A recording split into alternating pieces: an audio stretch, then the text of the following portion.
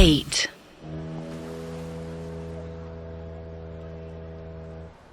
मैं, अथर और Shreya finally India पहुंच चुके थे, पर यहाँ भी पोर्ट पर आते ही हमसे हमारी आईडीज मांगी जाने लगी। मैं और श्रेया तो फिर भी पासपोर्ट वाले थे, लेकिन अथर का क्या होगा ये सोचकर मेरी धड़कनें बढ़ रही थी। सुना नहीं? कितनी बार बोलना पड़ेगा? आईडी निकाल चल। सबसे पहले मैंने अपना पासपोर्ट निकाला और पुलिस वाले को दे दिया। बाकी दोनों को अलग से इनविटेशन भेजूं? वो क्या है ना सर, क्या है? देखो ना आप, हम 3 लोगों के पास सिर्फ एक छोटा सा बैग है। कुछ तो इशू होगा ना हम लोगों के साथ।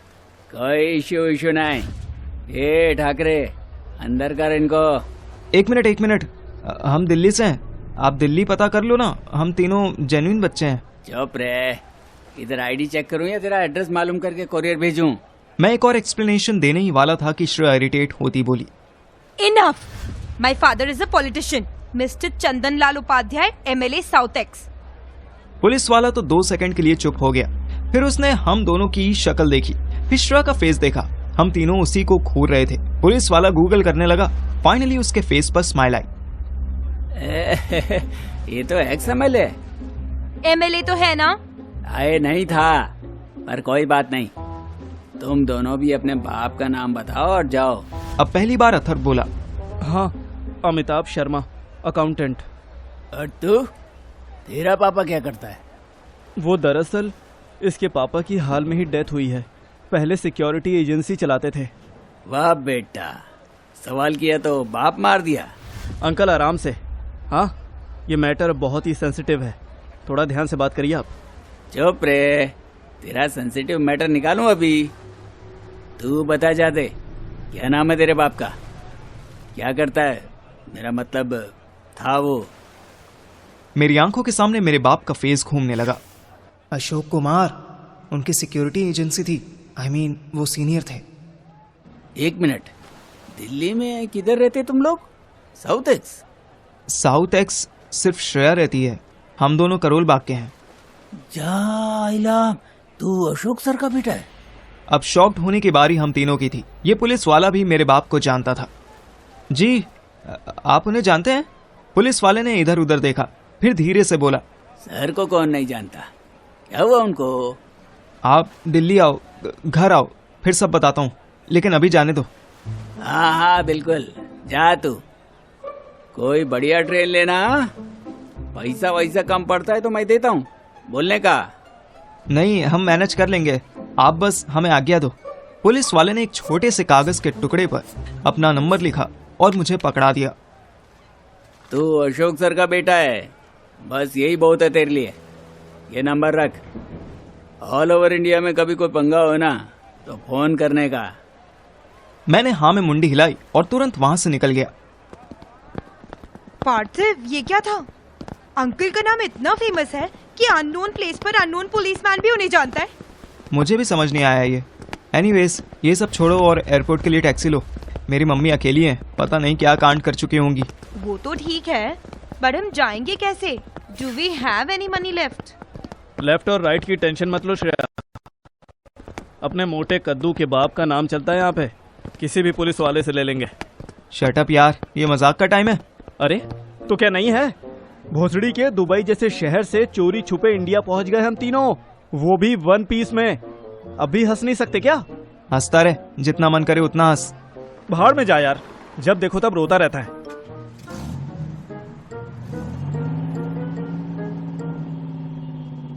हम तीनों टैक्सी में बैठे और सीधे एयरपोर्ट पहुंचे। अटल सेतु के समुद्र के नजारे लेते हुए हम 1 घंटे में मुंबई एयरपोर्ट पहुंच गए। क्या यार, मैं इमेजिन करता था कि जब फर्स्ट टाइम बीच पर जाऊंगा तो कितनी मस्ती करूंगा, कैसे शॉर्ट्स पहनकर घूमूंगा, लेकिन देख क्या से क्या हो गया। भाई चूतिया पे के सपने देखेगा ना तो यही होगा। तू शॉर्ट्स पहन के घूमेगा तो मछलियां उल्टी कर देंगी। मैंने अथर को घूर के देखा। श्रेया हंसती।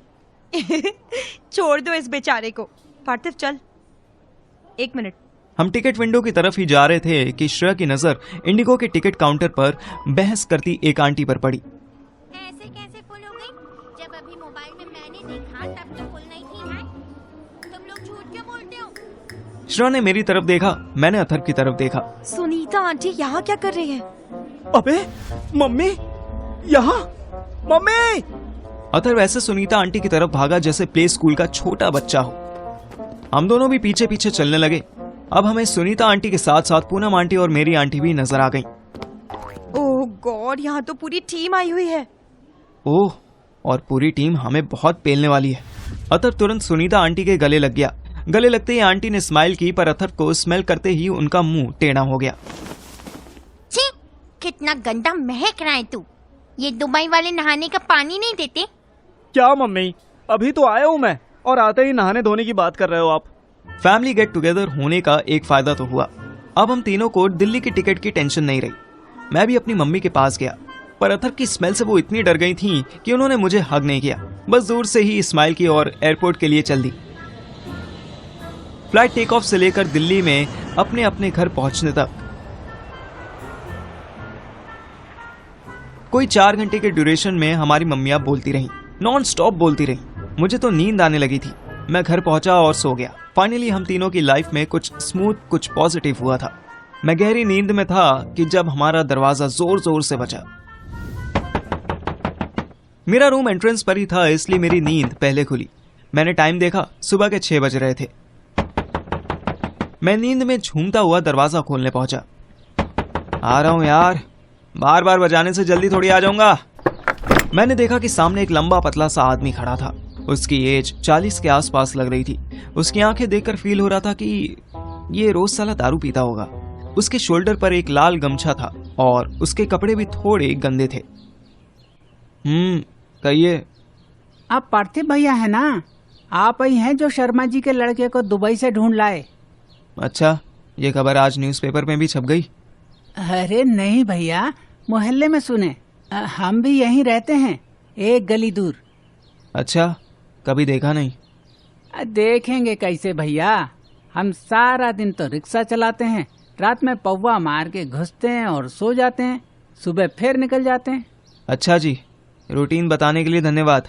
पौवा पी लिया आपने? अब निकलिए काम पे, लेट हो रहे होंगे। नहीं नहीं भैया, दिन में नहीं, रात में पीते हैं। हाँ तो जाओ भाई, दिन में काम करोगे तभी तो रात में पियोगे ना। भैया हमारी बात तो सुनिए, आप तो भगा रहे हैं। वो ऐसे गिड़गिड़ा के बोला कि मुझे तरस आ गया। सॉरी, बोलिए। हमरा लड़का नहीं मिल रहा है, ढूंढ दीजिए। हैं?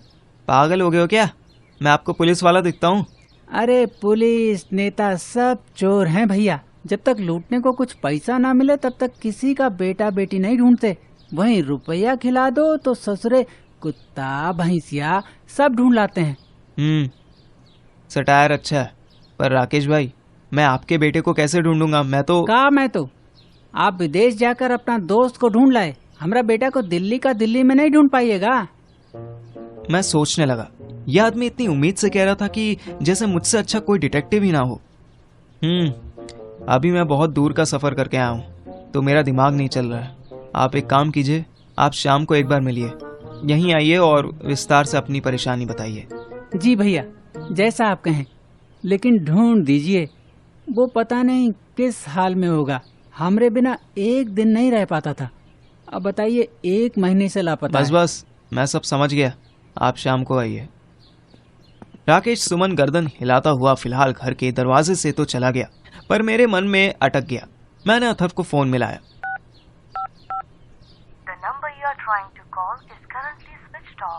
नंबर डायल करते ही गलती याद आ गई, अथर्व के पास तो फोन था ही नहीं। मैं श्रेया को फोन मिलाने लगा। श्रेया अपने कोजी से बेड पर बार बार करवटें बदल रही थी। सुबह के 6 बजे उसे अपने रूम की खिड़की पर हल्की सी आहट हुई। कौन है? श्रेया की आंखों के सामने सबसे पहले कबीर का फेस आ गया। दिल्ली अपने घर आने के बाद श्रेया तुरंत नहाई और सोने से पहले अपनी सेक्सी नाइटी पहन ली। सातन की 1 पीस नाइटी। सॉफ्ट बेड और कंफर्टेबल पिलो होने के बाद भी उसका मन बेचैन हो रहा था। उसने खिड़की खोली तो देखा एक कबूतर था। स्टूपिड। खुद को स्टूपिड कहकर श्रेया सुबह की ठंडी हवा का फील करने लगी। उसकी आंखें अपने आप ही बंद हो गईं। तभी उस खिड़की पर 2 हाथ आए और अंदर रूम में घुसने की कोशिश करने लगे। श्रेया को ऐसा फील हुआ जैसे हवा रुक गई हो। उसने आंखें खोली और सर से पैर तक ब्लैक कलर से ढके आदमी को देख वो जोर से चिल्लाई।